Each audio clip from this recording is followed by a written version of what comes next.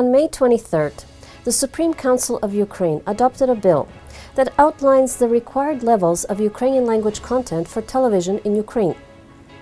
According to this proposed law, national television channels in Ukraine will have to broadcast at least 75% of their weekly programming in the state language, that is, in Ukrainian. For local TV stations, the required minimum amount of Ukrainian language programming has been set at 50%. While pre-recorded programs need to be fully in Ukrainian, live TV shows and reporting will be subject to more relaxed rules. Only hosts and anchors, and not necessarily the guests, will be required to speak in Ukrainian. President of Ukraine, Petro Poroshenko, has already promised to approve the bill, and the law will come into force 4 months after its publication.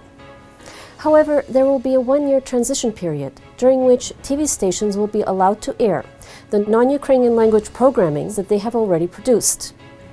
After that, any TV channel that will not abide by the new rules will be fined a penalty in the sum of 5% of its license fee per week. Це немалі суми. Вони, звичайно, не роздягнуть телекомпанію, але привід задуматися на те, щоб більше не порушувати, безумовно, цей привід. У нас закон про штрафи передбачає норму, що якщо ви двічі заплатили штраф, то, в принципі, ви позбутися ліцензії можете. Так що я би не дуже рекомендувала цим займатися.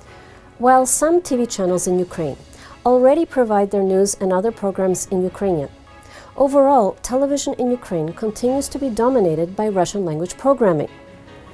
In particular, the majority of films are broadcast in Russian. Under the new law, Soviet-era films will need to have Ukrainian subtitles, while all other foreign language films and programming will need to be dubbed in Ukrainian.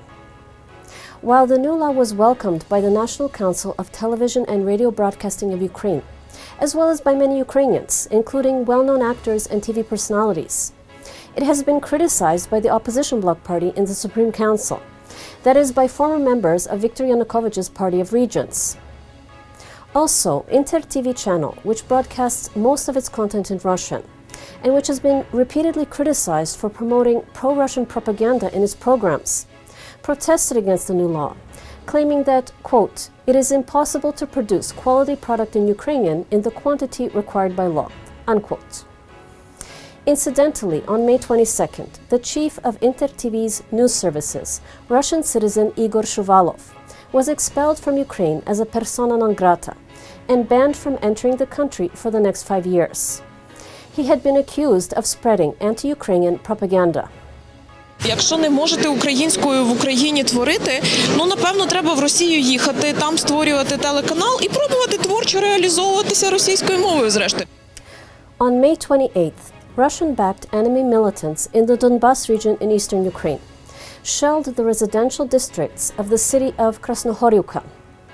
In a blatant violation of the Minsk agreement, they not only used the banned BM-21 Grad rocket systems, tanks and mortars, but also specifically targeted residential buildings. Several buildings were damaged, including a school. С той стороны, в общем, крыло все повреждено. Возгорание крыша, начальные классы, в общем, там обвал на целых 2 этажа. В общем, сейчас работаем, воду, все это убираем. The city hospital was also hit, caught fire and had to be evacuated. 8 civilians suffered injuries. As a result of the shelling, much of Krasnohorivka was left without a water supply.